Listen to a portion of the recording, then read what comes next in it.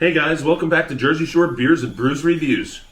Been real busy lately, man. Went over and brewed with the brewer over at Battle River Brewing. So I got that video coming up. That's gonna be a little long one. Just did a beer facts one. We have the history of beer that we got out. Those were longer ones. They took a lot of time up. I'm gonna get back to reviewing some beers now. So if you haven't checked those out, make sure you check those out. Those are pretty cool. First beer we got up today is from Yards Brewing. It's Washington's Porter. Comes in at 7%. They're in Philly, Pennsylvania. Ale of the Revolution. So, you know, in the Revolution, actually beer was part of the pay. Go figure.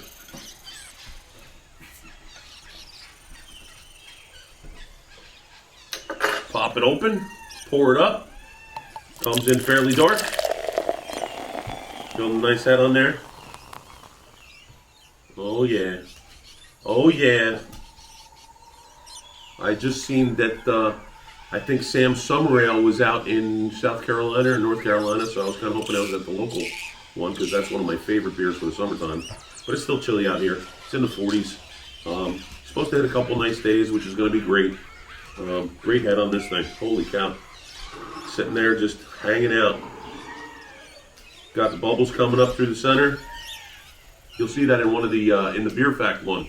There's actually a current that develops in here where the beer bubbles come up through the center and the beer bubbles go down the side of the glass.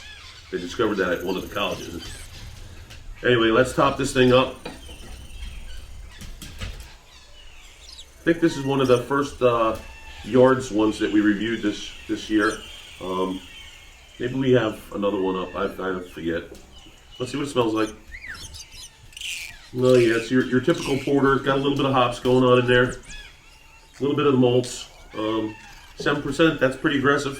I like it. Would be nice to see some spicing in it.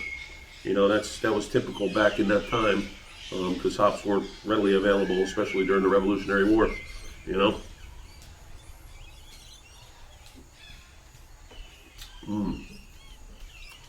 That is a very good porter.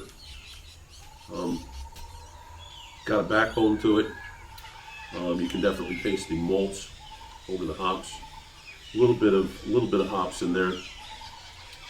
Got the bittering from the grains though, which is kind of nice on the porters.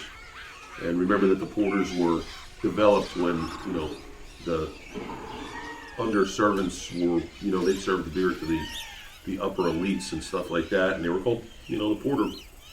So they served porter beer. And stouts are just a form of porter, except they were the better of the porters that came out, so they named them stouts. Don't ask me why. I don't know. But this one, nice. The head's getting rocky in there. That's a great sign. Man, that is going to be one of my top porters, I think. Good flavor. Fairly easy drinking, not too heavy on the mouthfeel. Very nice. Very nice. I'm going to score this. I don't know. I'm not going to go into the epics, I don't think. I'm just going to hold it one down from that. We'll go with 7.9. I should start dividing my beers up into my favorites as a playlist so that you don't have to scroll through all these other ones. You kind of know which ones are the higher ranking ones, if you will. Great beer, like it a lot.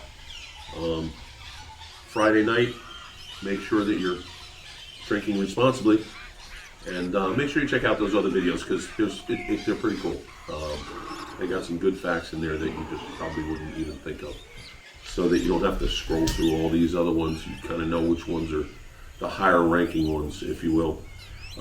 Great beer, like it a lot. Friday night, make sure that you're drinking responsibly, and make sure you check out those other videos because they're pretty cool. They got some good facts in there that you just probably wouldn't even think of.